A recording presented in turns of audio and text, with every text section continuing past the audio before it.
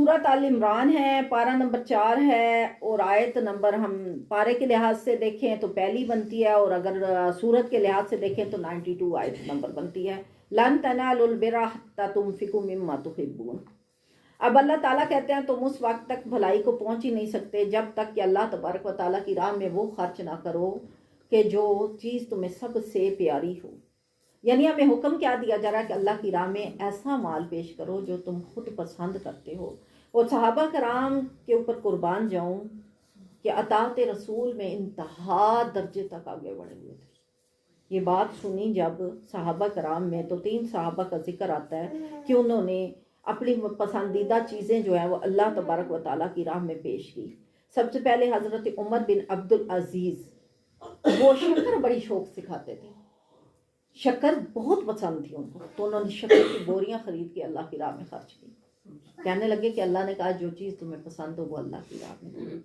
پھر اس کے بعد بخاری و مسلم کی حدیث سے یہ بات بھی ثابت ہے کہ حضرت ابو طلحہ انصاری رضی اللہ تعالی عنہ مدینے میں بڑے مالدار تھے، انہیں اپنے اموال میں بیر کا باغ بہت زیادہ پسند تھا۔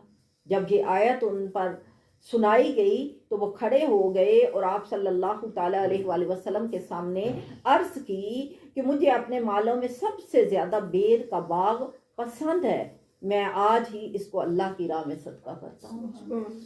پورا باغ ہی اللہ کی راہ میں وقف کر دیں کہ آپ جو پھل آئے گا وہ غریبوں کا ہے، ٹھیک ہے۔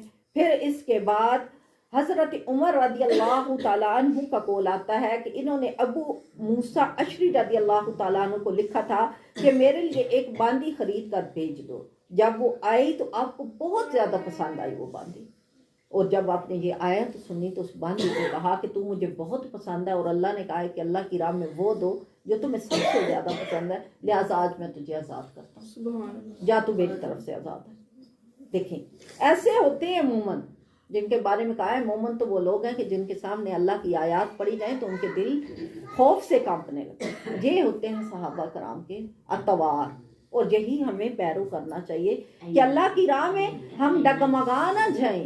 ہمارا حال کیا ہوتا ہے کہ ہم اپنی ذات پہ تو 10,000 کا سوٹ لینے سے بھی دریغ نہیں کرتے، بلکہ اس کے لیے لڑائی بھی ڈالتے ہیں گھر میں۔ اگر خامد کہہ دینا کہ میرے پاس گنجائش نہیں ہے، میں نہیں دے سکتا، تو ہم لڑائی بنا لیتی ہیں، روٹ کے میکے تک چلی جاتی ہیں۔ لیکن جب دین کی باری آتی ہے تو ہم سب سے پیچھے ہوتی ہیں۔ ہم کہتی ہیں ہمارے تو اپنے گھر میں بڑا مشکل وقت چل رہا ہے، اللہ کی راہ میں کہاں سے بانٹیں، ٹھیک ہے۔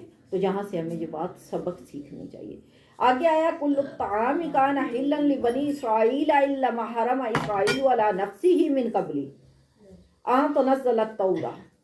تو یہ واقعہ آیا کہ سب کھانے اللہ تبارک و تعالیٰ نے بنی اسرائیل کے اوپر حلال کیے تھے، مگر یعقوب نے اپنے اوپر حرام کر لیا۔ حضرت یعقوب علیہ السلام کسی وجہ سے اونٹ کا گوشت نہیں کھاتے تھے، یا اونٹ کی چربی، اس کے بارے میں روایات آئی ہیں۔ تو حضرت ابراہیم علیہ السلام کی اس روایت کو لے کر حضور پاک صلی اللہ تعالیٰ علیہ وآلہ وسلم کے پاس یہود آئے اور آپ صلی اللہ علیہ وسلم سے پوچھنے لگے کہ آپ کہتے ہیں کہ میں تو ملت ابراہیمی کے اوپر ہوں، ملت کہتے ہیں دین کو، یعنی حضور صلی اللہ علیہ وسلم سے کہنے لگے کہ آپ تو کہتے ہیں کہ ہم جو ہے دین ابراہیمی کو پروموٹ کر رہے ہیں، آگے بڑھا رہے ہیں، یعنی ہم جس دین کو چلا رہے ہیں وہ دین ابراہیمی سے اس کی بنیاد شروع ہوئی، لیکن ابراہیم علیہ السلام تو اونٹ کا گوشت نہیں کھاتے تھے، تو آپ لوگ کیوں کھاتے ہیں، ٹھیک ہے، اور اونٹ کا دودھ نہیں پسند کرتے تھے، تو پھر آپ کیوں کھاتے ہیں؟ جبکہ یہود کہنے لگے یہ حضرت نوح علیہ السلام پر بھی حرام تھی اور حضرت ابراہیم علیہ السلام پر بھی حرام تھی، اور ہم تک بھی حرام ہی چلے آتی ہیں، تو ہم ان کی حرمت کا خیال رکھتے ہیں، تو آپ کیوں نہیں خیال رکھتے؟ حضور پاک صلی اللہ علیہ وسلم سے کہا، کہنے لگے کہ آپ کے جد امجد کہا جاتا ہے نا حضور صلی اللہ علیہ وسلم کی، حضرت ابراہیم علیہ السلام، وہ تو اس چیز کو پسند نہیں کرتے تھے، تو آپ کیوں؟ تو حضور پاک صلی اللہ علیہ وسلم نے فرمایا کہ جاؤ توریت لے کر آؤ۔ جب توریت لائی گئی اور ان کو کہا گیا پڑھو، تو انہوں نے کیا کیا، جب یہ آیات آئیں تو ان کے اوپر ہاتھ رکھ لیے، چھپا لیے۔ تو حضور پاک صلی اللہ علیہ وسلم نے کسی اور صحابی سے کہا یہ لو پکڑو اور پڑھو۔ جب انہوں نے پڑھی تو بات لکھی ہوئی ثابت آ گئی کہ ان کے اوپر سب چیزیں حلال تھیں، اور پھر قرآن پاک کی یہ آیات آئیں کہ سب کھانے بنی اسرائیل پر حلال تھے، مگر جو یعقوب نے اپنے اوپر خود حرام کیے تھے۔ اب وہ کیوں حرام کیے تھے، ان کی وجوہات اللہ بہتر جانتے ہیں۔ تو آپ صلی اللہ علیہ وسلم نے یہاں پر اس مسئلے کو، اس معاملے کو اس طرح سے حل فرما دیا، ٹھیک ہے۔ اس کے بعد اللہ تبارک و تعالیٰ اپنے گھر کے بارے میں فرماتے ہیں کہ فی آیات بینات مقام ابراہیم، کہ بے شک جو مقام ابراہیم ہے وہ کھڑے ہونے کی یعنی نماز کی جگہ کو قرار دیا گیا ہے، اور یہ وہ گھر ہے، کہا گیا ان اول بیت وضع للناس للذی ببکۃ مبارکا وہدی للعالمین، بے شک سب سے پہلا گھر جو زمین پر مقرر کیا گیا وہ مکہ میں ہے، برکت والا ہے، سارے جہان کا رہنما ہے۔ سب سے پہلے جو دنیا میں اللہ کا گھر بنایا گیا وہ مکہ میں بنایا گیا اللہ کا گھر، اور اس میں کھلی نشانیاں ہیں، اور اس میں ابراہیم علیہ السلام کے کھڑے ہونے کی جگہ ہے، اور وہ جو اس میں آئے، فرمایا گیا جو اس میں آئے امن میں ہو جائے، اور اللہ کے لیے لوگوں پر اس گھر کا حج کرنا جو اس تک چل سکے۔ کیا بات ہے، جو اس تک جا سکے۔ حج فرض ہے لیکن کس بندے پر؟ جس کے پاس استطاعت ہو۔ ہمارے یہاں ایک تانا بنا لیا جاتا ہے، تو عمرے پہ کیوں نہیں گیا، تو جاتا کیوں نہیں ہے؟ دیکھیں میری بات سنیں، وہ کوئی سیر کی جگہ نہیں ہے، عبادت کی جگہ ہے، اور عبادت کی جگہ میں جانے کے لیے پہلے اپنے آپ کو اس قابل کرو، پھر اللہ سے مانگو، پھر اللہ تمہیں دے تو ضرور اس کے گھر جاؤ، مگر اس سے پہلے حقوق کا خیال رکھو۔ آپ کے اتنے سارے حق پڑے ہیں اور آپ عمرے پہ عمرہ کیے جا رہے ہیں، ٹھیک ہے ایک دفعہ اللہ کے گھر سے ہو آئے ہیں، آپ کسی غریب کی بیٹی کی شادی کروا دو، تمہارے پاس پیسے ہیں، کسی اور کو اپنی جگہ پہ عمرہ کروا دو تاکہ وہ بھی اللہ کا گھر دیکھا ہے۔ کیا ہم اس کو نیکی نہیں جانتے؟ کیا ہماری نظر میں یہ نیکی نہیں ہے؟ کیا ہم بار بار پیسے اکٹھے کر کے حج عمرے کے اوپر ہی جائیں تو نیکی بنتی؟ بلکہ ہزاروں ایسے کام ہیں کہ جو کرنے سے ہمیں نیکی حاصل ہو سکتی ہے۔ اللہ تعالیٰ نے کہا ہے کہ جو کوئی اللہ کے گھر تک سفر کر سکے اس کے اوپر فرض ہے زندگی میں ایک بار، حج سال میں ایک بار، زکوٰۃ سال میں فرض ہے ایک بار، روزے سال میں ایک بار فرض ہے، اور حج زندگی میں ایک بار فرض ہے۔ جب فرض ادا ہو گیا اب اس کے بعد آپ کریں تو وہ نفل میں گنا جاتا ہے۔ تو نفل کب ضروری ہے؟ جب آپ کے فرض مکمل ہوں۔ تو فرض تو ہمارے ذمہ بہت سارے ہیں، حقوق العباد ہم پہ فرض کیے گئے، اور حقوق العباد کے بارے میں ہم جانتے ہی نہیں۔ ہماری بیٹی کا کیا حق ہے ہمارے اوپر، ہمارے بیٹے کا کیا حق ہے ہمارے اوپر، ہماری ماں کا کیا حق ہے، ایون کہ ہمارے پڑوسی کا کیا حق ہے۔ حضور پاک صلی اللہ علیہ وسلم نے پڑوسیوں کو بہت زیادہ حقوق عطا فرمائے، اور یہاں تک آتا ہے روایت میں کہ صحابہ کرام نے 3 دفعہ پوچھا تو جواب ملا تمہارے پڑوسی کا تمہارے اوپر حق۔ کہتے ہیں کہ تیسری دفعہ ہم نے اس لیے چوتھی مرتبہ نہیں پوچھتا کہ حضور کہتے کہ یہ تمہارے ورثے میں بھی تمہارے وارث ہیں، یعنی تمہاری جائیداد میں بھی تمہارے پڑوسیوں کا حصہ ہے۔ اس حد تک حضور پاک صلی اللہ علیہ وسلم چلے جاتے، اس لیے خاموشی ہو گئی اس بار۔ لیکن 3 مرتبہ تو کہا نا کہ پڑوسی کا حق ہے، تو ہم بھوکے کو کھانا تو نہیں کھلاتے، عمرے پہ بھاگ جاتے ہیں، ننگے کو کپڑے تو نہیں پہناتے، کسی کی بیٹی جو ہے وہ غربت کی وجہ سے خودکشی کر لے ہمیں یہ تو منظور ہے، کسی کی بیوی اور مرد کے ہاں طلاق ہو جائے غربت کی وجہ سے یہ تو منظور ہے، لیکن ہم عمرہ کر آئے ہیں بھائی۔ یہاں پہ ہمیں دیکھیں کہ ہمارے اوپر فرض کیا ہے، جو فرض ہے اس کو ادا کریں، جو نوافل ہے ان کو کسی اور طریقے سے ادا کریں۔ پھر اس کے بعد آیا ہے یہاں پر کہ یہود نے مسلمانوں سے کہا کہ بیت المقدس ہمارا قبلہ ہے، کعبہ سے افضل ہے، اور اس سے پہلے انبیاء کا مقام یعنی کعبہ سے زیادہ افضل ہے۔ کیوں افضل انہوں نے قرار دیا؟ کہ یہ پہلے جو انبیاء کرام گزر چکے ہیں ان کی عبادت گاہ ہے، اور ہجرت قبلہ عبادت ہے۔ مسلمانوں نے کہا کہ کعبہ افضل ہے، یعنی مسلمان اپنی بات پہ ڈٹ گئے کہ کعبہ افضل ہے۔ اس پر یہ آیت کریمہ نازل ہوئی، اس میں بتایا گیا کہ سب سے پہلا مکان جس کو اللہ تعالیٰ نے طاعت و عبادت کے لیے مقرر کیا، نماز کا قبلہ، حج کا طواف جس میں نیکیوں کے ثواب زیادہ ہوتے ہیں، وہ کعبہ معظمہ ہے، ٹھیک ہے۔ یہ وہ جگہ ہے جہاں پر نیکیوں کے ثواب زیادہ کر دیے جاتے ہیں۔ حدیث شریف میں ہے کہ کعبہ معظمہ پر بیت المقدس سے 40 سال قبل جو ہے وہ تعمیر کی گئی، جو اس کی حرمت و فضیلت پر دلالت کرتی ہے۔ ان نشانیوں میں سے بعض یہ ہیں کہ پرندہ کعبہ شریف کے اوپر سے نہیں گزر سکتا۔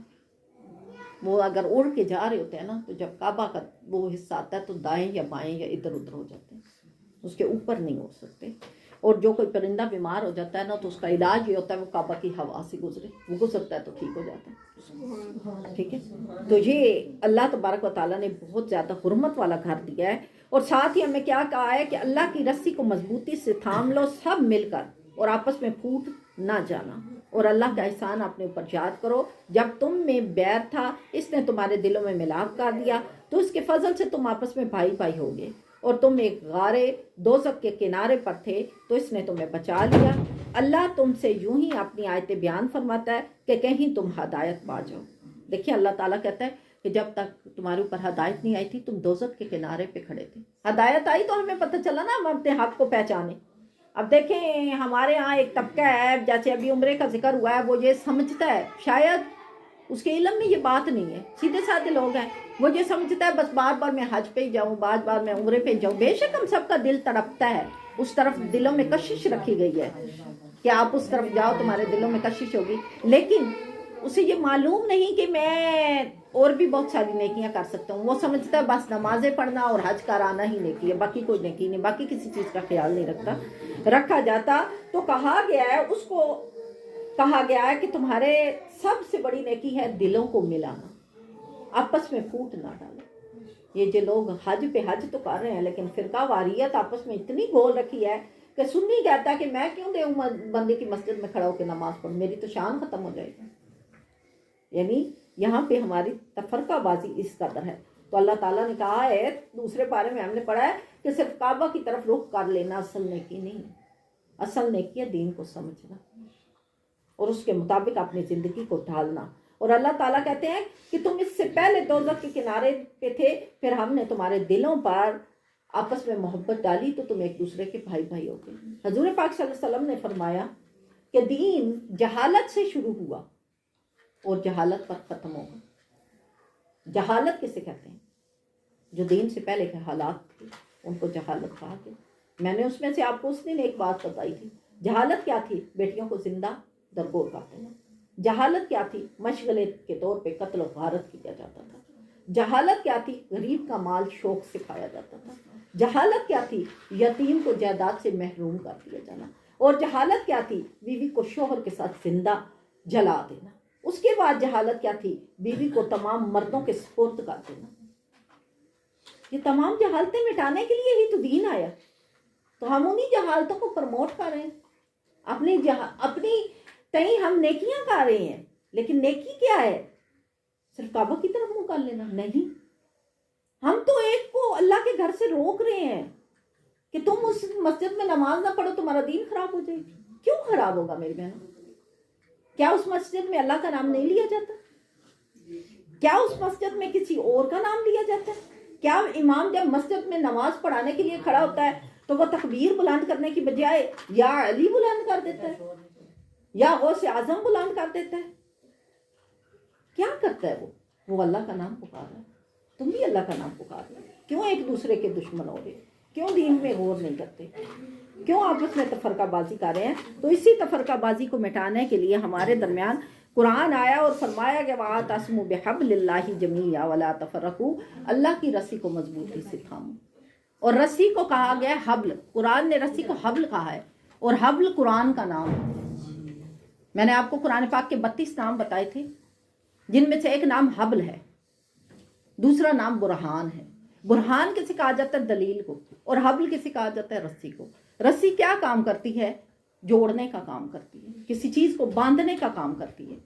جب ہم کوئی چیز جوڑتے ہیں، کوئی لکڑیاں جوڑنی، کوئی چیز بھی جوڑ لی، تو اس کو ہم باندھنے کے لیے جس چیز کا استعمال کرتے ہیں، جس کپڑے کو رسی کے طور پر استعمال کرتے ہیں یا جس دھاگے کو رسی کے طور پہ، اسے کہا جاتا ہے رسی۔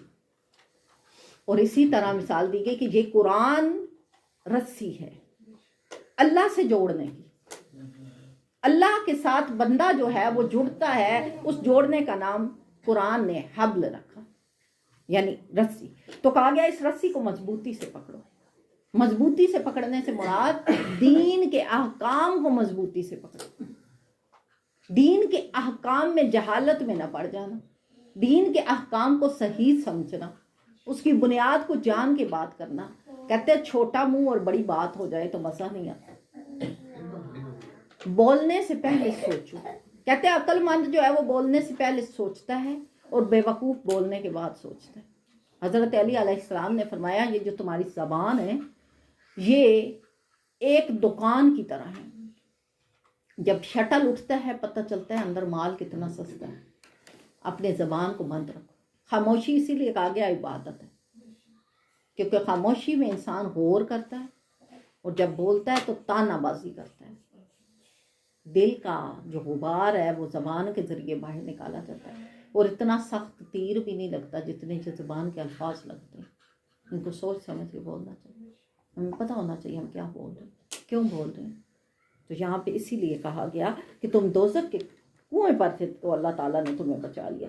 البتہ یہ آیات جو ہیں 2 قبیلوں کے بارے میں نازل ہوئی، لیکن چونکہ قرآن پاک تمام لوگوں کے لیے ہدایت پر ہے، ہدایت کی کتاب ہے، تو ہم اسے اپنے اوپر لیں گے کیونکہ ہم سیکھنے بیٹھے ہیں۔ البتہ یہ آیات اوس کے بارے میں اور خزرج کے بارے میں آئی، یہ 2 قبیلے تھے جن میں آپس میں بڑی دشمنی تھی، اور اس قدر دشمنی تھی کہ ان کی جنگ کبھی رکتی نہیں تھی۔ دیکھیں ہمارے نبی صلی اللہ علیہ وسلم، ان کا اسوہ حسنہ دیکھیں، دلوں کو جوڑنے کا طریقہ دیکھیں کہ جب وہ آئے تو یہ آپس میں بھائی بھائی بن گئے۔ یہ قبیلے اتنے لڑتے تھے کہ پورا سال ان کی جنگ نہیں رکتی تھی، لیکن آپ صلی اللہ علیہ وسلم جب آئے تو آپ نے ان دونوں کے دلوں کی نفرتوں کو مٹایا اور آپس میں ایک دوسرے کو گلے لگوایا اور ایک دوسرے کا بھائی بھائی کر دیا۔ اور پھر ایک فتنہ باز آیا، یہ جس وقت یہ آیت نازل ہوئی اس میں ایک آدمی کا کردار بیان کیا جا رہا ہے کہ جو فتنہ طور پہ ان کے درمیان آیا۔ اس کا نام کیا تھا؟ شاش بن قیس، جو اسلام کا بہت بڑا دشمن تھا۔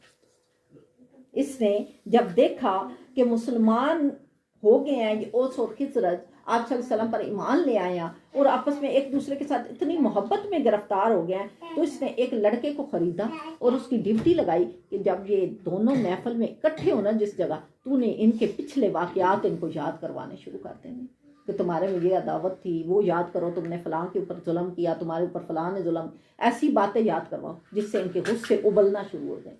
اس نے ٹھیک ایسا ہی کیا کہ یہ دونوں ایک محفل میں تھے تو اس نے ان کے پچھلے قصے یاد کروانے شروع کر دیے۔ تو دونوں قبیلے کیش میں آئے، وہ کہنے لگے اس کی غلطی تھی اس وقت، اس نے کہا اس کی غلطی، پڑھتے پڑھتے دوبارہ ہتھیار اٹھا لیے، ایک دوسرے پہ کھڑے ہو گئے، تلواریں تان لی ایک دوسرے پر۔ کچھ لوگ صحابہ کرام کے مجبور تھے تو وہ آپ صلی اللہ علیہ وسلم تک پہنچے اور انہیں اطلاع دی کہ اوس اور خزرج دوبارہ سے ایک دوسرے کے ہاتھ پائی کرنا شروع ہو گیا اور تلوار اٹھا لیا۔ آپ صلی اللہ علیہ وسلم فوراً محفل میں آئے اور کہنے لگے کیا تم یہ نہیں سمجھ رہے کہ شیطان یہ چاہتا ہے کہ تم اس راستے سے ہٹ جاؤ؟ کیا تمہیں یہ نہیں پتا کہ اللہ نے تجھے دوزخ سے ہٹانے کے لیے تمہیں دین پہ لایا ہے اور تم دوبارہ دوزخ کی طرف جانا چاہ رہے؟ کیا تمہارے درمیان میں کافی نہیں ہوں؟ کیا تمہارے درمیان یہ دین کافی نہیں ہے سمجھداری کے لیے؟ کیا تم اسی جہالت پہ راضی ہو؟ تو انہیں فوراً احساس ہوا کہ ہم غلطی پہ، فوراً ایک دوسرے سے گلے سے لپٹ گئے اور رونے لگے اور اللہ سے معافیاں مانگنے لگے کہ جی ہم کیا کرنے جا رہے ہیں۔ تو آج بھی اس بات سے ہم نے یہ فائدہ اٹھانا ہے کہ کہیں ہم بھی ایک دوسرے کے ساتھ پھوٹ ڈالنے والوں میں سے تو نہیں، جو بات ختم ہو چکی اس کو بار بار ہوا کیوں دینا چاہتے ہیں ہم لوگ؟ ہماری رشتہ داریاں بھی اس لیے خراب ہوتی ہیں کہ اکثر ایسے واقعات ہوتے ہیں جو پیچھے گزر چکے ہوتے ہیں، اور جب ہم بیٹھتے ہیں مل کے تو ہم ان باتوں کو بیچ میں کھول کے لے آتے ہیں جس کی وجہ سے ہمارے دلوں میں دوبارہ نفرت پیدا ہو جاتی ہے۔ ہم ایک دوسرے سے لڑائیاں شروع کر دیتے ہیں اور پھر وہ لڑائیاں قتل و غارت تک چلتی ہیں، چھریاں اٹھا لی جاتی ہیں ایک دوسرے کے اوپر، ایک دوسرے کے اوپر تلواریں تان لی جاتی ہیں۔ تو ہمیں اس بات کا خیال رکھنا، ہم دلوں کو جوڑنے والے بنے۔ دلوں کو توڑنے والے یہود تھے اور جوڑنے والے صحابہ تھے۔ اللہ کے نبی نے ہمیں جوڑا، ہم نے ان کے اسوہ حسنہ پہ چلنا ہے۔ اللہ تبارک و تعالیٰ نے اسی لیے اس کو ہدایت کی کتاب کہا۔ پھر اللہ تبارک و تعالیٰ کہتے ہیں ان سب امتوں میں جو لوگوں میں ظاہر ہوئی بھلائی کا حکم دیتے ہیں اور برائی سے منع کرتے ہیں اور اللہ پر ایمان رکھتے ہیں، اور اگر کتابی ایمان لاتے تو ان کا بھلا تھا۔ ان میں کچھ مسلمان اور زیادہ کافر، وہ تمہارا کچھ نہ بگاڑ سکیں گے مگر یوں ہی کہ ستانا، اور اگر تم ان سے لڑو تو تمہارے سامنے پیٹھ پھیر جائیں گے، پھر ان کی مدد نہ کریں۔ اب یہاں پر اللہ تبارک و تعالیٰ نے کہا کہ یہ کچھ لوگ جو ہوتی ہیں نا وہ فسادی ہوتے ہیں، وہ صرف یہ چاہتے ہیں کہ تمہارے اندر فساد برپا کریں، اور جب تم ان کے سامنے کھڑے ہو جاتے ہو نا تانے کے کہ میں اپنے ایمان پہ ثابت ہوں، تو وہ پھر دبا کے دم بھاگ جاتے ہیں، کیونکہ شیطان کا کام وسوسہ ڈالنا ہوتا ہے، بعد میں وہ چھوڑ کے چلا جاتا ہے۔ اور یہی دلیل وہ قیامت والے دن بھی اللہ کے سامنے رکھے گا، جب لوگ کہیں گے شیطان نے ہمیں گمراہ کیا، تو وہ کہے گا نہیں اللہ پاک، میں تو صرف انہیں سچ باغ دکھاتا تھا، عمل تو یہ خود کرتے تھے، یہ نہ کرتے عمل، نہ چلتے میرے پیچھے، آج کیوں مجھے گلا دے رہے؟ کیا تو نے ان کو عقل نہیں دی تھی؟ کیا تو نے ان کو ہدایت کی کتاب نہیں دی تھی؟ کیا یہ قرآن پاک نہیں پڑھتے تھے؟ ان کو نہیں پتا تھا کہ اللہ کے نبی نے ہمارے اوپر یہ کلام پڑھ کے سنایا ہے، ہمیں اس بات کا خیال کرنا ہے، اور تمہیں نہیں چاہیے، اور حال یہ کہ تم سب کتابوں پر ایمان لاتے ہو اور وہ جب تک تم سے ملتے ہیں کہتے ہیں ہم ایمان لائے اور اکیلے ہوں تو انگلیاں چباتے ہیں غصے سے. تم فرما دو مر جاؤ اپنی گھٹن میں. اللہ خوب جانتا ہے دلوں کی بات. تمہیں کوئی بھلائی نہ پہنچے تو انہیں برا لگے اور تم کو برائی پہنچے تو اس پر خوش ہو. اور اگر تم صبر اور پرہیزگاری کیے رہو تو ان کا داؤ تمہارا کچھ نہ بگاڑے گا. بے شک ان کے سب کام خدا کے گھیرے میں ہیں. اور یاد کرو اے محبوب جب تم صبح کو اپنے دولت خانہ سے برآمد ہوئے مسلمانوں کو لڑائی کے مورچوں پر قائم کرتے اور اللہ سنتا اور جانتا ہے. جب تم میں دو گروہوں کا ارادہ ہوا کہ نامردی کر جائیں اور اللہ ان کا سنبھالنے والا ہے اور مسلمانوں کا اللہ ہی پر بھروسہ کرنا چاہیے. اور بے شک اللہ نے بدر میں تمہاری مدد کی جب تم بالکل بے سر و سامان تھے. دیکھیں بدر کا واقعہ آپ لوگ کو یاد ہے. ہر سال میں یہ واقعہ سناتی ہوں کہ مسلمانوں کی تعداد 313 جن میں عورتیں بھی ہیں جن میں بچے بھی ہیں اور کافروں کی تعداد 4000. اللہ تعالیٰ نے کیسے یہ جنگ جتوائی؟ فرشتوں کو بھیجا گیا. فرشتوں نے آ کے مسلمانوں کی جگہ پہ جنگ کی. یہ وہ جنگ ہے جس میں فرشتے آئے.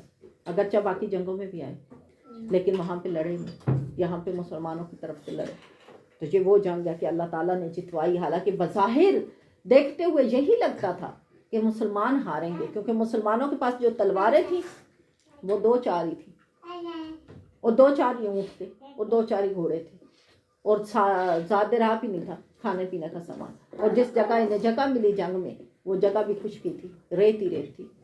تو گرم ریت کے اوپر جنگ کرنا بہت مشکل تھا. لیکن اللہ دیکھیں جب اللہ کے اوپر ایمان لاتا ہے نا مومن تو اللہ اس کے لیے آسانیاں پیدا کر دیتا ہے. یہ رات کو سوئے صبح اٹھے تو کچھ لوگوں کو جنب کی حالت تھی یعنی غسل واجب ہو چکا تھا اور کچھ لوگوں نے نمازیں پڑھنی تھی, پانی نہیں تھا. تو اللہ تبارک و تعالیٰ نے بارش برسا دی. اس بارش سے کیا فائدہ ہوا؟ لوگوں نے نہا لیا, جانوروں کو بھی پانی پلا لیا, جانور بھی تازہ دم ہو گئے. زمین کی ریت جو اکھڑ گئی تھی وہ بھی بیٹھ گئی اور ریت کے اوپر پانی پڑتا ہے تو ریت ٹھنڈی ہو جاتی تو وہ ٹھنڈی بھی ہو گئی. دیکھیں اللہ کا انعام. تو مسلمان کافروں نے جو اپنی طرف سے وہ دریا والی راستہ لیا تھا کہ ہمارے قریب دریا ہوگا ہمیں پانی بھی ملے گا اور مٹی بھی چیخنی ہے, تو وہ جب بارش آئی تو اس پہ کیچڑ مچ گیا, پاؤں رکھتے بیچ میں دھستا. اب وہ جنگ کرنے کہاں رہ گئے اس قابل. اور پھر اللہ تعالیٰ نے مسلمانوں کے حوصلے بھی بلند کیے. اور پھر جب مسلمان جنگ کرنے لگے تو اللہ تبارک و تعالیٰ نے فرشتوں کو بھیج دیا کہ مسلمانوں کی طرف سے جنگ کرے. تو تلوار ایسے مسلمان اٹھاتے لیکن آگے سے فرشتہ پکڑتا اور گردن اڑا دیتا کافر, سیدھی گردن پہ تلوار جاتی. دیکھیں کتنی پیاری اللہ تبارک و تعالیٰ نے نصرت دلائی. اور یہ نصرت ہونے کی وجہ کیا تھی؟ وجہ یہی تھی کہ اللہ پر توکل کیا گیا تھا اس جنگ میں. اور ہزاروں دفعہ ایسا ہوا کہ مومنوں کی تعداد کم تھی لیکن اللہ کے توکل کی وجہ سے اللہ تعالیٰ نے مسلمانوں کی مدد کی. تو ہمیں بھی اللہ تبارک و تعالیٰ کے اوپر توکل کرنا ہے کیونکہ اللہ تعالیٰ کہتا ہے دوڑو اپنے رب کی بخشش اور ایسی جنت کی طرف جس کی چوڑان 7 زمین اور آسمان جو ہے وہ برابر ہیں. یعنی کتنی جنت بڑی ہے, جتنی زمین اتنا آسمان, ان دونوں کی برابر میں. اور یہ جنت کی وسعت کا بیان ہے اس طرح کہ لوگ سمجھے کہ کیوں انہوں نے سب سے وسیع چیز جو دیکھی ہے وہ آسمان زمین ہے. یعنی زمین اور آسمان کی اس لیے مثال دی گئی کہ ہم دنیا میں جو سب سے بڑی چیز دیکھتے ہیں زمین, جہاں جائیں زمین ہے, یہاں جائیں کویت چلے جائیں, انڈیا چلے جائیں, بھارت اور افغانستان کہیں بھی چلے جائیں زمین ہر جگہ موجود ہے. اسی طرح آسمان یہاں بھی ہے, پورے پاکستان کے جس شہر میں جائیں وہاں پہ بھی ہے, کسی غیر ملک میں چلے جائیں وہاں پہ بھی آسمان. تو اس لیے جنت کی وسعت کی جب مثال پوچھی گئی صحابہ کرام نے پوچھی تو اللہ کے نبی نے فرمایا کہ جتنی زمین اور آسمان کی وسعت ہے ان دونوں کی وسعت کے برابر جنت ہے. تو پھر کہنے لگے کہ پھر جنت اتنی بڑی ہے تو پھر جہنم کتنی ہوگی؟ کہا وہ بھی اتنی بڑی ہے. کہا پھر ساری جگہ پہ جنت ہے تو جہنم کہاں ہے؟ تو کہا زمین کی اونچائی جنت, زمین کی گہرائی جہنم. جہنم جو ہے وہ نیچے والا حصہ, جنت جو ہے وہ اوپر والا حصہ. اسی لیے اللہ تبارک و تعالیٰ نے کہا, ہرکل بادشاہ نے سید عالم صلی اللہ علیہ وسلم کی خدمت میں خط لکھا تھا اس بات کے اوپر کہ جب جنت کی وسعت یہ ہے کہ آسمان اور زمین میں آ جائیں تو پھر دوزخ کہاں ہے؟ حضور پاک صلی اللہ علیہ وسلم نے جواب دیا اور فرمایا کہ دن آتا ہے تو بتاؤ رات کہاں جاتی ہے؟ رات بھی تو ساری دنیا میں پھیلتی ہے, دن بھی تو ساری دنیا میں پھیلتا ہے. تو تم مجھ سے پوچھ رہے ہو کہ جنت اتنی بڑی ہے تو دوزخ کہاں ہے؟ تو مجھے یہ بتاؤ کہ جب دنیا کے اندر دن اتنا بڑا ہے تو پھر رات کہاں چھپتی ہے جب دن آتا ہے؟ مجھے اللہ کے کام ہے, کس کے کام ہے؟ وہ جانتا ہے دن کو کیسے لانا ہے اور جانتا ہے کہ رات کو کیا کرنا ہے. جیسے رات سمٹ جاتی ہے اور دن آ جاتا ہے، ایسے ہی جب جنت آ جاتی ہے تو دوزخ بھی آ جاتی ہے. ایسوں کا بدلہ ان کے رب کے پاس بخشیں اور جنتیں ہیں جن کے نیچے نہریں رواں ہیں، ہمیشہ اس میں رہیں گے. کامیوں کا اچھا نیک ہے. تم سے پہلے کچھ طریقے برتاؤ آ چکے، تو زمین میں چل پھر کر دیکھو کیسا ہوا انجام جھٹلانے والوں کا. یہ لوگوں کو بتانا اور راہ دکھانا اور پرہیزگاروں کے لیے نصیحت ہے. وہ نہ سستی کرو اور نہ غم کھاؤ، تم ہی غالب آؤ گے اگر ایمان رکھتے ہو. اگر تمہیں کوئی تکلیف پہنچے تو وہ لوگ بھی جو تم سے پہلے تھے تکلیف پا چکے ہیں. اور یہ دن ہیں جن میں ہم نے لوگوں کے لیے باریاں رکھی ہیں، اور اس لیے کہ اللہ پہچان کرا دے ایمان والوں کی اور تم میں سے کچھ لوگ کہ شہادت کا مرتبہ دے. اور اللہ دوست نہیں رکھتا ظالموں کو. جنگ کیوں کروائی؟ جب ہم نے تیسرا سپارہ پڑھا تو اللہ تعالیٰ نے کیا کہا؟ تل کا رسول فضلنا بعضهم علی بعض. اللہ تعالیٰ نے رسول بھیجے جن میں کچھ کو کچھ کے اوپر فضیلت دی گئی. اور اس میں اللہ تعالیٰ نے کیا آیت نازل فرمائی؟ یہ فضیلت اس لیے نازل کی گئی تاکہ پہچان کروائی جائے کون حق پر ہے اور کون نا حق ہے. اور اللہ تعالیٰ نے یہ بھی آیت نازل فرمائی کہ اگر میں چاہتا تو سارے لوگوں کو، ساری دنیا کو ایک ہی دین کے اوپر کر دیتا، لیکن یہ اس لیے نہ کیا گیا تاکہ میں پہچان کر لوں کہ کون جنت والے ہیں اور کون دوزخ والے ہیں. یہ قرآن ہمیں ہدایت دیتا ہے. انسان جب دنیا میں آتا ہے کورا کاغذ ہوتا ہے. جیسے بچہ اسکول میں ہم داخل کرواتے ہیں اس کو کاپی دے دی جاتی ہے، یہ بیٹا یہ تیرے پاس کاپی ہے، اس کے اوپر تو نے ہوم ورک کرنا ہے. اب وہ بچہ چاہے اس کے اوپر مکھیاں بنائے، چاہے جناب چاند ستاروں کی تصویریں بنائے، چاہے اس کے اوپر ہوم ورک لکھے، چاہے اس کے اوپر کارٹون بنائے. اب یہ تو اس کے اپنے اختیار میں ہے نا. استاد نے تو کاپی دے دی ہے، پینسل بھی دے دی ہے، اسکول میں پڑھا بھی رہا ہے، لکھنا تو اس نے، ہوم ورک تو اس کے ذمہ ہے. اگر ہوم ورک اچھا ہوگا تو اگلے دن استاد چیک کرے گا اور اسٹار دے گا.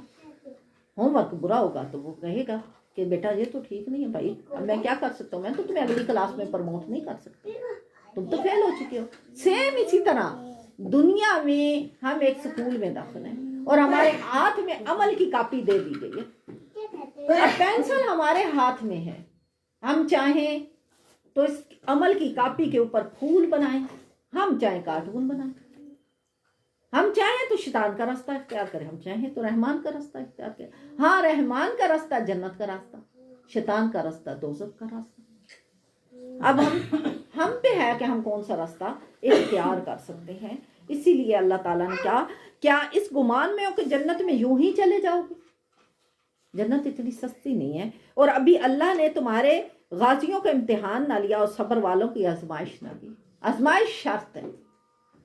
کہا گیا ہے کہ جب تمہیں دین کے اوپر چلنا پڑے گا تمہیں دنیا میں تکلیفیں بھی آئیں گی. جس طرح کہ آیا ہے نا، ہم نے دوسرا پڑھا تو اس میں آیت آئی وَلَنَبْلُوَنَّكُم مِّنَ الْخَوْفِ وَالْجُوعِ وَنَقْصٍ مِّنَ الْأَمْوَالِ وَالْأَنفُسِ وَالثَّمَرَاتِ وَبَشِّرِ الصَّابِرِينَ. کہا کہ ہم ضرور تجھے آزمائیں گے، کبھی خوف سے، کبھی بھوک سے، کبھی مالوں کے نقصان سے، کبھی پھلوں کے نقصان سے. لیکن کن لوگوں کو بشارت دی گئی؟ جو صبر کرتے ہیں. اب اللہ کی راہ پہ چلنا ہے تو صبر تو کرنا پڑے گا. تکلیفیں آئیں گی، دیکھنا پڑے گا، نپٹنا پڑے گا، لیکن جب صبر کر لو گے پھر اس کے بعد اللہ کی طرف سے بہتر اجر، اور وہ اجر جنت کا اجر ہے. اللہ تبارک و تعالیٰ فرماتے ہیں بلکہ تمہارا مولا اللہ ہے، وہ سب سے بہتر مددگار. کوئی دم جاتا ہے کہ ہم کافروں کے دلوں میں رعب ڈالیں گے کہ انہوں نے اللہ کا شریک ٹھہرایا. یعنی اللہ تعالیٰ کہتے ہیں وہ جو شرک کرتے ہیں یہ کچھ دن جاتے ہیں، گنتی کے دن ہیں، وقت گزر جاتا ہے. آپ نے کبھی غور کیا؟ کل آپ بچے تھے، پھر آپ بڑے ہوئے، پھر آپ جوان ہوئے، پھر آپ ماں بنے، پھر آپ دادی بنے، اور آخر آپ میت بن جائیں گے. پھر آپ چلے جائیں گے، کوئی اور آ جائے گا، اسی طرح سے وہ بھی چلا جائے گا. تو یہ دنیا گنتی میں گزری جا رہی ہے. آپ پلک جھپک کے بند کرو، دیکھو آپ کیا تھے. کیا آپ کی شکل و صورت پہلے ایسی تھی؟ کیا پہلے آپ ایسا غور کر سکتے تھے؟ کیا آپ کی جوانی میں آپ ایسے تھے؟ آپ بچپن میں ایسے تھے؟ تو کوئی چیز بھی قائم نہیں ہے ہمارے پاس. نہ ہمارا بچپن ہمارے پاس رہ گیا، نہ ہماری جوانی ہمارے پاس رہ گئی، نہ ہی یہ بڑھاپا ہمارے پاس رہنا ہے. یہ بھی چند دنوں کا ہے، یہ بھی ختم ہو جانا ہے. باقی کیا رہنا ہے؟ ہمارے اعمال. اگر اچھے ہوں گے تو اچھا گھر ہمیشہ رہنے والا، اور اگر अमल अच्छे ना हुए तो फिर घर धो सकता, और वो भी हमेशा ही रहना। तो थोड़े दिन की तिजारत कर लो, ज्यादा दिन का घाटा ना उठाओ। अगर ज्यादा दिन घाटे में चले गए तो आखिरत में क्या जवाब देंगे? उस वक्त सिवाय खसारे के हमारे पास कुछ नहीं आना। और अल्लाह ताला ये कहते हैं, और जो अल्लाह की राह में मारे जाएं हरगिज़ इन्हें मुर्दा ना ख्याल करना, बल्कि वो अपने रब के पास जिंदा हैं और रोजी पाते हैं। क्या बताया इसमें? हदीस है हजरत इब्ने अब्बास रदी अल्लाह ताला अन्हु से मरवी है कि रसूल करीम सल्लल्लाहु अलैहि वसल्लम ने फरमाया, जब तुम्हारे भाई ओहद में शहीद हुए, अल्लाह ताला ने उनकी रूह को सब्ज परिंदों के कालब बता फरमाए, जन्नती नहरों पर सैर करते फिरते हैं, जन्नती मेवे खाते हैं और अर्श मुअल्लक में मुअल्लक रहते हैं। जब इन्होंने खाने पीने रहने के पाकीज़ा ऐश पाए तो कहाँ हमारे भाइयों को खबर दे कि हम जन्नत में जिंदा हैं, ताकि वो जन्नत से बेरग़बती ना करें और जंग से बैठ ना रहें। अल्लाह ताला ने फरमाया, मैं इन्हें तुम्हारी खबर पहुंचा दूंगा। बस इस बात पर ये आयत नाज़िल की गई। यानी जब लोगों को जंग में जो लोग शहीद हुए ना, तो जब वो अल्लाह तबारक व ताला के यहाँ परिंदे बन के उड़े और वो जन्नत के मेवे खाने लगे, तो उन्होंने अल्लाह से ख्वाहिश की कि अल्लाह ये खबर हमारे उन भाइयों को भी तो जानी चाहिए जो दुनिया में हैं और जो दीन के काम में मदद नहीं करते, घरों में दुबक के बैठे रहते हैं, उन्हें भी तो ये खबर जाए ताकि वो भी जन्नती बनने की ख्वाहिश करें। तो अल्लाह तबारक व ताला ने कहा कि ठीक है, मैं तुम्हारा पैगाम उन लोगों तक पहुंचा देता हूँ। तो अल्लाह तबारक व ताला ने ये आयत नाज़िल फरमा दी कि जो अल्लाह की राह में मारे जाएं उन्हें मुर्दा ना ख्याल करो, बल्कि वो जिंदा है, अल्लाह के यहाँ रिस्क पाते हैं। तो अगर अल्लाह उन्हें रिस्क देता है तो अल्लाह तुम्हें भी रिस्क देगा। लिहाजा दीन के लिए निकलो, दीन के लिए पेशरफ्त करो। और फिर कहा गया, और तू पलटे अल्लाह के एहसान और फजल से कि इन्हें कोई बुराई ना पहुंचे और अल्लाह की खुशी पर चले, और अल्लाह बड़ा फजल वाला है। वो तो शैतान ही है कि अपने दोस्तों से धमकाता है, तो तुम उनसे ना डरो और मुझसे डरो अगर तुम ईमान रखते हो। और ए महबूब, तुम उनका कुछ गम ना करो जो कुफर पर दौड़े, वो अल्लाह को कुछ ना बिगाड़ेंगे और अल्लाह चाहता कि आखिर में उनका कोई हिस्सा ना रहे और उनके लिए बड़ा अजाब है। वो जिन्होंने ईमान के बदले कुफर मोल लिया, अल्लाह को कुछ ना बिगाड़ेंगे और उनके लिए दर्दनाक अजाब है। और हर किस काफिर इस गुमान में ना रहें कि वो जो हम इन्हें ढील देते हैं कुछ उनके लिए भला है, हम तो इसीलिए इन्हें ढील देते हैं कि गुनाह ज्यादा करें। ये जो हम कहते हैं कि ला फलाने तो करते ना रह सके, वो इतना बुरा है, फिर भी उसके यहाँ रोटी खत्म नहीं होती, फिर भी उसके यहाँ नेमतें खत्म नहीं होती, फिर भी उसके यहाँ इतना कुछ होता है। तो अल्लाह ताला कहते हैं कि ये तो सिर्फ आजमाइश है, ये तो अल्लाह ताला उनको ढील दे रहे हैं ताकि उनकी बदियां और बढ़ जाए, ताकि क़यामत के दिन उनके पास कुछ बचने की दलील ना बाकी रहे। अल्लाह ताला नहीं चाहते कि वो लोग बचें, इसलिए उनको ढील दी गई है। मैं रिकॉर्डिंग उस पर तो ऑडियो रिकॉर्डिंग व्हाट्सएप पे। और क्या ही बुरा बिछोना है, लेकिन वो जो अपने रब से डरते हैं उनके लिए जन्नतें जिनके नीचे नहरें बहें, हमेशा इनमें रहेंगे। अल्लाह की तरफ से मेहमानी जो अल्लाह के पास है वो नेकों के लिए सबसे भला। और बेशक कुछ अहले किताब हैं कि जो अल्लाह पर ईमान लाते हैं और इस पर जो तुम्हारी तरफ उतरा है और जो उनकी तरफ नाज़िल हुआ, उनके दिल अल्लाह के हजूर झुके हुए हैं, अल्लाह की आयतों के बदले जलील दाम नहीं लेते। ये वो हैं जिनका सवाब इनके रब के पास है और अल्लाह जल्द हिसाब करने वाला है। ऐ ईमान वालों, सब्र करो और सब्र में दुश्मनों से आगे रहो और सरहद पर इस्लामी मुल्क की निगहबानी करो और अल्लाह से डरते रहो। आगे सूरत निसा आई है। हजूर पाक सल्लल्लाहु अलैहि वसल्लम ने इसके बारे में कहा कि औरतों को सूरत निसा सिखाओ और मर्दों को सूरत माइदा सिखाओ ताकि उन्हें हक हकूक का पता चले। इस सूरत के अंदर 176 आयतें, 3045 कलमे और 16,030 हरूफ हैं। और अल्लाह तबारक व तआला ने ये सूरत मदीना तैयबा में नाज़िल फरमाई और इसमें हज़रत आदम से जिनके बाद बगैर माँ बाप की मट्टी से पैदा किया इंसान की इब्तदा, पैदाइश का बयान और कुदरत इलाहिया की अज़मत है। यानी इंसान की पैदाइश, फिर उसके हक हकूक, फिर औरतों के हकूक, फिर अल्लाह तबारक व तआला की अज़मत का इसके अंदर बयान किया गया है। यानी सबसे पहले औरतों को हकूक बताए गए हैं कि उनके मर्दों के ज़िम्मे क्या हकूक हैं, और फिर मर्दों को बताया गया उनके औरतों के ज़िम्मे क्या हकूक हैं। फिर यतीमों के बारे में, रिश्तेदारों के बारे में, मसाकीन के बारे में इसमें बताया गया। फिर ये कि बेहयाई से मना किया गया। फिर अल्लाह की राह में खाना खिलाने اور مال کو اللہ کی راہ میں تقسیم کرنے کے بارے میں بتایا گیا، پھر ناحق غریبوں کے مال کھانے کے بارے میں بتایا گیا کہ جو لوگ ایسا کرتے ہیں وہ اپنے پیٹوں میں آگ بھرتے ہیں، اور کوئی دم ہے کہ جاتا ہے بھڑکتے ہوئے جائیں گے، یعنی کہاں جائیں گے، یعنی اپنے پیٹوں میں جو آگ بھرتے ہیں، کوئی دم جاتا ہے کہ اس کے بدلے انہیں دوزخ میں ہانک دیا جائے گا۔ اور پھر اولاد کے بارے میں اللہ تعالیٰ نصیحت فرماتے ہیں کہ اگر تم اپنی وراثت چھوڑ جاؤ تو پھر اپنی اولاد کے ذمے جو ہے وہ اس طرح سے مطلب پیچھے جو ہے وہ اس کا کیا جائے، بٹوارا جسے ہم کہتے ہیں، اس کے بارے میں پھر ساری وصیتیں آئی ہیں اس میں کہ وراثت کس طرح سے تقسیم ہے۔ اس میں کلالہ کی وراثت آئی ہے، اس میں عورت کی وراثت آئی ہے، اس میں بیٹیوں کی وراثت آئی ہے، اس میں بیٹوں کی وراثت آئی ہے، بیوی کا حصہ بیان کیا گیا ہے، یہ تمام حصے اس میں بیان کیے گئے ہیں اس صورت کے اندر۔ پھر اللہ تبارک و تعالیٰ نے جو عورتوں کے زبردستی وارث بن جاتے ہیں لوگ، ان کے بارے میں بتایا، کیونکہ یہ ہوتا ہے کہ یتیم بچیوں کا اس میں بتایا کہ جو لوگ یتیم بچیوں کا نکاح صرف اپنے لیے اس لیے کرتے ہیں کہ ان کی جائیدادوں کا وارث بن جائے، تو اس کے بارے میں احکام نازل فرمائے گئے ہیں۔